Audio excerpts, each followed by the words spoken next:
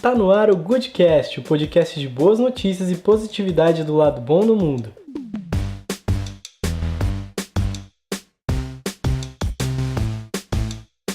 Eu sou o Mola e vou tentar fazer o possível e o impossível para melhorar a sua semana. Aqui no Goodcast eu vou trazer só notícias positivas e histórias inspiradoras, além de séries sobre direitos humanos, não violência e cultura de paz. Para começar, vamos fazer um giro rápido sobre as boas notícias da semana. Tá preparado? Então bora lá! A gente começa com uma notícia histórica para as pessoas LGBT. A transexualidade saiu da lista de transtornos mentais do CID, que é o Manual de Classificação Internacional de Doenças da ONU. Ela passou a ser considerada uma condição relativa à saúde sexual, agora chamada de incongruência de gênero. A mudança mantém a condição no manual para que as pessoas transgênero consigam ter acesso a políticas de saúde pública. Isso inclui acesso a cirurgias, hormonização e qualquer outro serviço necessário para a saúde física e mental dessas pessoas. Isso é importante porque tira o estigma sobre a transexualidade, assim como aconteceu com a homossexualidade, que deixou de ser considerada doença em 1990. A nossa segunda notícia é sobre uma empresa chamada Giving Brush, que está produzindo escovas de dente feitas de bambu. O objetivo é diminuir a quantidade de plástico nos oceanos. E o legal é que o bambu é uma planta que cresce muito rápido e tem um cultivo muito simples, sem necessidade de nenhum tipo de agrotóxico. Além disso, por causa das propriedades antimicrobiais do material, a escova de bambu não corre o risco de acumular bactérias nos seus cabinhos. As cerdas da escova são feitas de um nylon especial que não tem plástico e que pode ser reciclado, e o cabo se decompõe em mais ou menos 2 anos na natureza. Essas alternativas ao uso do plástico têm crescido recentemente por causa das campanhas de conscientização sobre a quantidade de plástico jogada nos oceanos todos os anos. O plástico demora para se decompor porque ele não é um material natural, então os fungos e as bactérias não sabem muito bem o que fazer com eles. Agora imagina 7 bilhões de pessoas usando escovas de dente de plástico todos os anos. Todo esse lixo vai parar nos oceanos. Já estava mais do que na hora de surgir uma alternativa. Outra boa notícia sobre o plástico é que a cidade do Rio de Janeiro aprovou um projeto de lei para banir os canudinhos desse material. A lei obriga os estabelecimentos a usarem canudos de papel biodegradáveis ou recicláveis. Vários outros lugares do mundo têm feito a mesma coisa, e a gente espera que outras cidades e estados do Brasil aprovem leis parecidas. Assim como as escovas de dente, os canudinhos têm representado uma enorme parcela do plástico que vai parar nos oceanos, prejudicando a vida marinha. E lá nos Estados Unidos, tem um novo tipo de serviço médico acontecendo. São as prescrições frescas, que são redes de pessoas que incluem médicos e produtores locais para prescrever alimentos frescos para pessoas carentes. Ao invés de remédios, as pessoas recebem uma lista de alimentos frescos para incluírem na sua dieta, dependendo da sua condição de saúde. Mulheres grávidas e famílias com crianças também podem acessar o programa. As prescrições são feitas para não ultrapassar uma média de $60, que compram 4 caixas de produto fresco de produtores da região.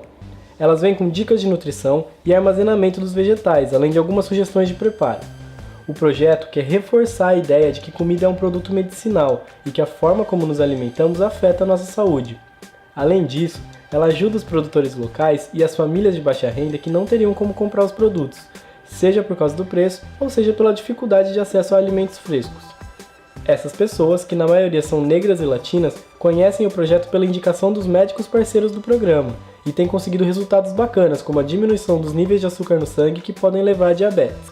Além disso, a introdução dessa nova forma de se alimentar incentiva os pacientes a continuarem procurando outros produtos frescos que não foram prescritos, melhorando sua alimentação, sua saúde e o comércio local desses produtos.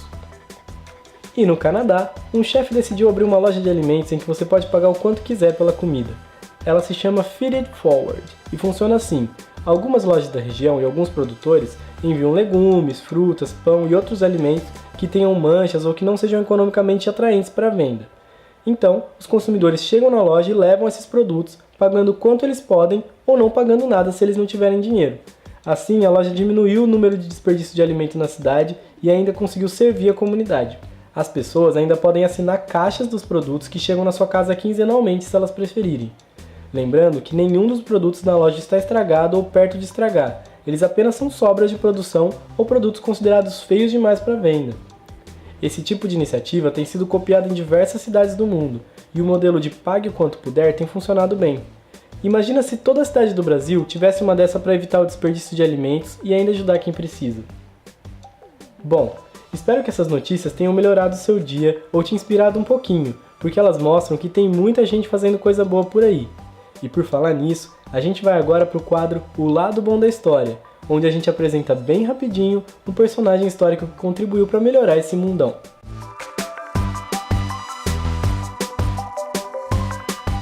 A personagem de hoje é a psicanalista brasileira Nise da Silveira, uma das figuras mais interessantes da nossa história. Ela foi uma das pioneiras no país na luta antimanicomial e contra práticas violentas de psiquiatria, como eletrochoque, lobotomia e choques de insulina, além de ser também uma das primeiras profissionais no país a enxergar o valor terapêutico dos animais no tratamento dos pacientes. O seu trabalho mais conhecido deu origem ao Museu de Imagens do Inconsciente, mas nós vamos falar dele só daqui a pouquinho. A Nise nasceu em Maceió em 1905. Ela foi a única mulher da sua turma na Faculdade de Medicina da Bahia, que tinha 157 homens. Com 22 anos, a Nise se mudou para o Rio de Janeiro, que na época era a capital do país, em busca de oportunidades de trabalho. Lá, ela foi presa durante a intentona comunista, após uma enfermeira denunciar que ela possuía livros marxistas. A Nise ficou presa 18 meses, no mesmo presídio que estava o Graciliano Ramos. Isso fez com que ela virasse um personagem do seu livro Memórias de um Cárcere. Quando ela saiu, ela teve que trabalhar quase na clandestinidade, porque estava afastada do serviço público por questões políticas. Em 1944, ela começa o seu trabalho no Centro Psiquiátrico Nacional Pedro II, no Engenho de Dentro. Por ela se recusar a praticar os eletrochoques e as outras técnicas violentas contra os pacientes, ela foi encarregada da terapia ocupacional, que era vista como uma atividade sem valor pelos médicos naquela época.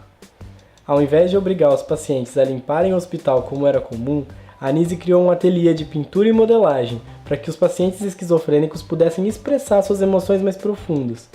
Uma das enfermeiras do ateliê com papel fundamental nessa história foi a cantora Ivone Lara, que trabalhou incansavelmente no Engenho de Dentro, trazendo além da sua especialidade em terapia ocupacional, a música como instrumento de socialização dos pacientes. Ela trabalhou por 37 anos no instituto, até se aposentar.